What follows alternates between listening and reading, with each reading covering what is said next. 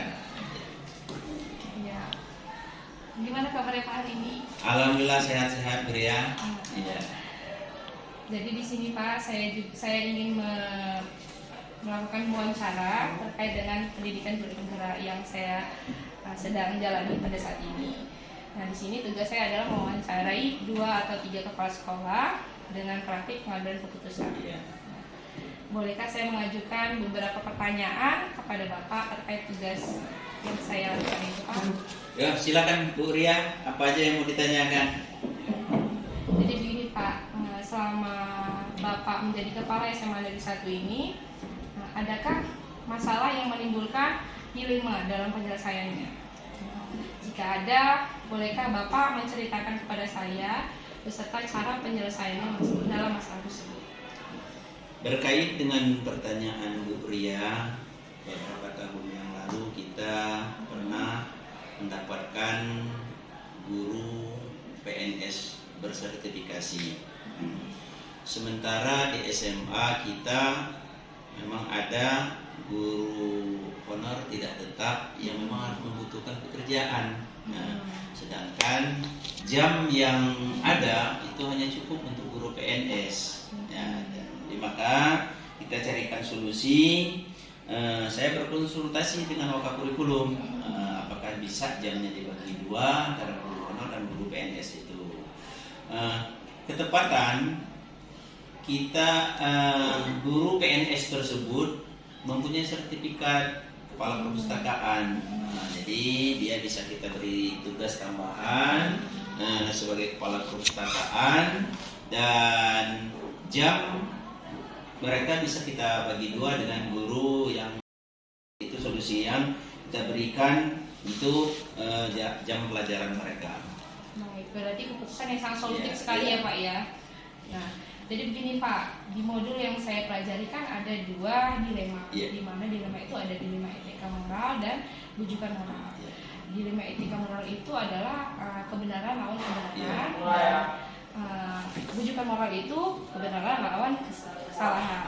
Nah, dari identifikasi masalah yang Bapak hadapi tadi itu masuk ke dalam kasus yang mana Pak? Dilema atau rujukan moral? Jadi kita lihat dulu kasusnya, Bu Ria. Kalau berhubungan dengan ranah hukum berarti itu rujukan moral. Tetapi kalau tidak berhubungan dengan ranah hukum artinya itu dilema etika.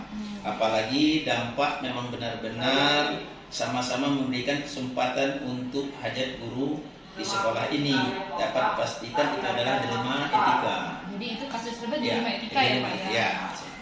Nah, kemudian kasus-kasus dilema yang sama misalnya ada itu yang mengandung nilai kebajikan. Nah, keputusan apa yang Bapak ambil? Bapak lebih memilih nilai-nilai kebajikan yang harus dijunjung tinggi. Karena dengan menjunjung nilai-nilai kebajikan seperti keadilan, kejujuran, kemanusiaan, maka kebenaran itu sendiri akan mengikutinya. Baik, luar biasa ya Pak ya. Jadi dalam permasalahan ini apa langkah-langkah yang biasa Bapak lakukan dalam menyelesaikan dilema yang seperti ini? Untuk masalah seperti ini biasanya kita memerlukan 3 langkah. Yang pertama, saya mengkonfirmasikan masalahnya dengan yang berkepentingan. Yang kedua, saya berdiskusi dengan para wakil kepala sekolah. Yang ketiga, saya merefleksikan dengan diri saya. Bagaimana jika saya ada di posisi mereka? Hal-hal seperti itu yang saya inginkan atau saya perlukan seperti apa. Jadi merefleksi ke diri Bapak sendiri ya, luar biasa bijaksana Pak. Nah, ada tidak Pak hal yang Bapak anggap efektif dalam pengambilan keputusan pada kasus-kasus dilema etika seperti ini? Bapak rasa semuanya akan efektif jika kita komunikasikan dengan baik kepada semua pihak, sehingga mereka tahu apa yang terjadi pada kita dan kita tahu apa yang terjadi pada mereka, bagaimana manfaat dari keputusan yang sudah kita ambil.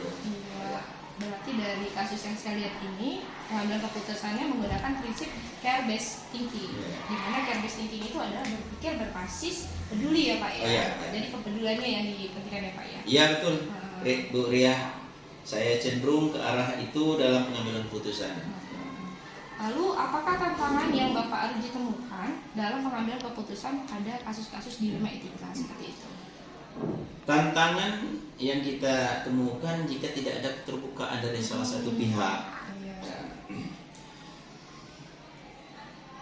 Nah, Pak, dalam pengambilan keputusan tersebut, itu kan Bapak harus memerlukan jadwal atau langsung spontanitas pada hari itu juga Bapak menyelesaikan permasalahan itu, Pak? Kalau jadwal kita nggak ada, tapi tahapan-tahapan pasti ada. Seperti kasus yang Bapak sampaikan tadi, Bapak memerlukan konsultasi dulu dengan para wakil kepala sekolah untuk memutuskannya. Langkah itu Bapak ambil untuk mendapatkan solusi terbaik untuk kedua belah pihak. Jadi harus dikonsultasikan, dikomunikasikan dulu dengan wakil-wakil ya Pak ya. Selanjutnya, adakah faktor-faktor yang selama ini mempermudah Bapak dalam pengambilan keputusan untuk kasus-kasus D5 yang seperti itu, Pak? Ya, tentu para wakil kepala sekolah yang komunikatif dalam pengambilan keputusan. Oke, luar biasa Bapak ya. Nah, pertanyaan terakhir ini Pak, dari semua yang telah Bapak sampaikan tadi, apakah pembelajaran yang bisa Bapak ambil dan pengalaman Bapak dalam mengambil keputusan untuk masalah yang menimbulkan dilema etika seperti ini? Ya, intinya kita harus selalu membangun jaringan komunikasi yang baik dengan banyak pihak. Ketika kita juga harus membangun rasa empati kepada orang-orang yang bekerja sama dengan kita.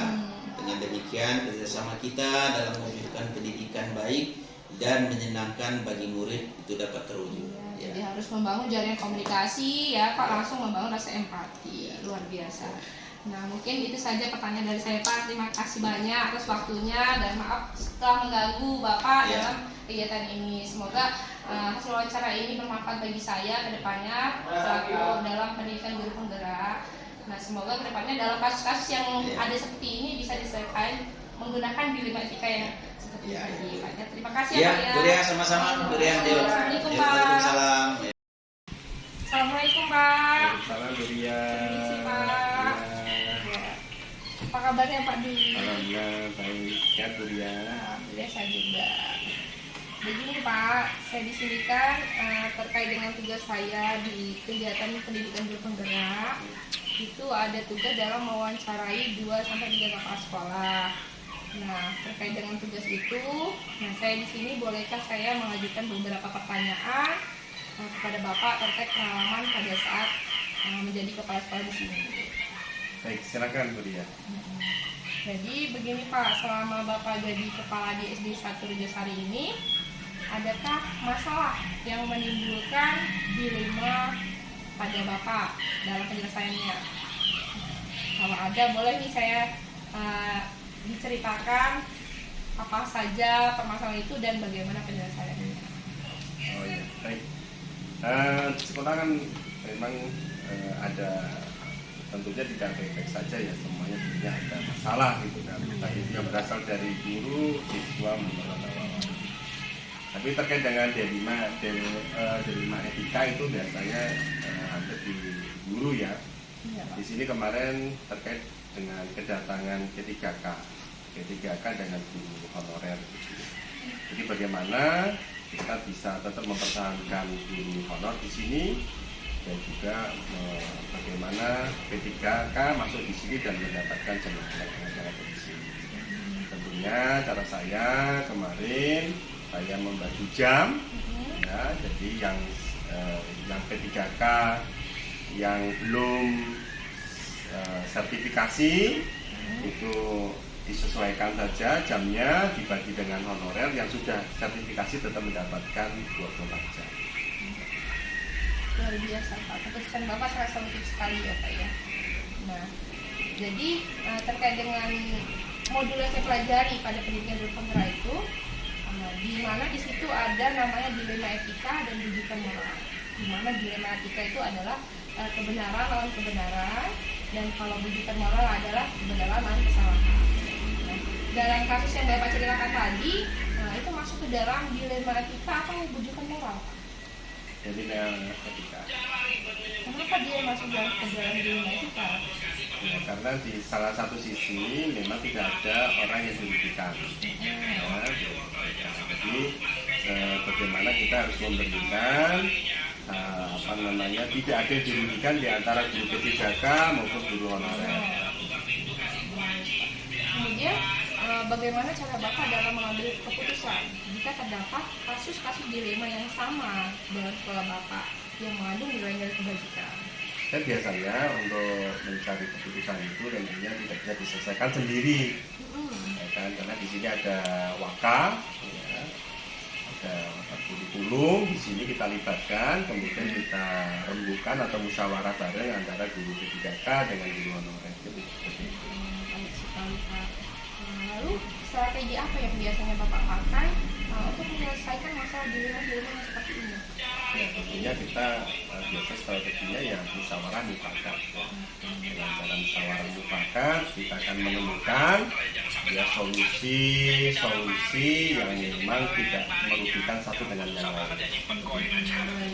Bijak sekali Bapak sebagai kepala sekolah ya Pak ya. Nah menurut Bapak ketika ada kasus-kasus seperti ini, cara efektif yang lebih bisa menyelesaikan masalah ini caranya seperti apa Pak? Cara efektif tentunya yang pasti di salah satu guru tidak dirugikan ya, harus cepat ya, jangan bertele-tele ya, cepat, tepat dan terukur tentunya. Itu strategi yang kita gunakan di sekolah.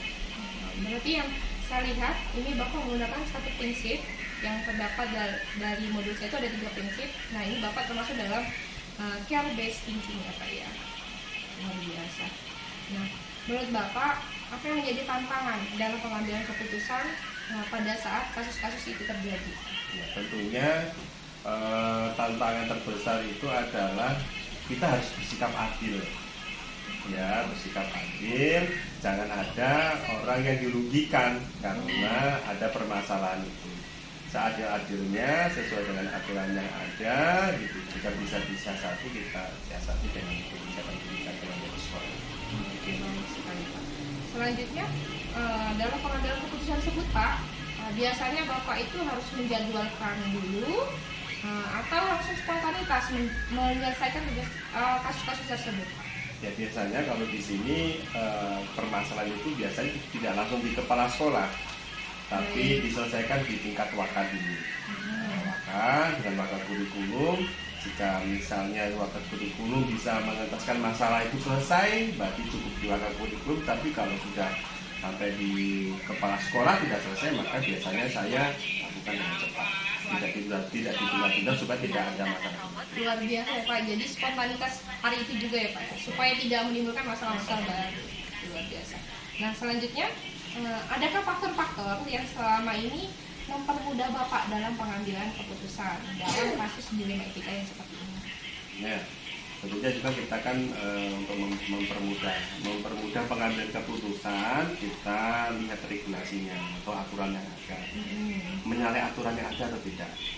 Kemudian memang kita kedepankan musyawarah mufakat supaya kenapa? Semua kalau semua dirembukan, kemudian kita ambil keputusan dan keputusan itu kita jalankan bersama-sama, itu sebagai salah satu solusi untuk mendapatkan solusi yang baik. Jadi bisa jadi mengikut sertakan semua warga sekolah ya Pak ya dalam menyelesaikan tugas kasus tersebut. Nah, pertanyaan terakhirnya Pak, dari semua kasus yang telah Bapak sampaikan atau masalah yang Bapak sampaikan tadi, adakah pembelajaran yang bisa Bapak ambil dari pengalaman Bapak dalam sebuah masalah yang menimbulkan dilema etika seperti ini? Ya. Kalau terjadi di sekolah itu tentunya kita tidak bisa masalah dibiarkan. Jadi kalau ada masalah cepat dituntaskan, supaya tidak ada menimbulkan masalah-masalah yang berkepanjangan. Jadi ada masalah dituntaskan, harus clear. Jadi tidak ada kita nanti ada masalah diselesaikan tapi masih berkepanjangan. Dia harus clear hari ini. Kita harus menyelesaikan semua masalah hari itu juga. Yeah. Oke baik Pak, terima kasih. Mungkin itu saja yang saya tanya. Semoga hasil pengalaman Bapak ini dapat bermanfaat bagi saya tentunya, dan nantinya bagi guru-guru yang lain. Maaf ya Pak ya sudah mengganggu waktunya. Terima kasih ya Pak ya. Sama-sama, Bu Dia. Assalamualaikum. Salam.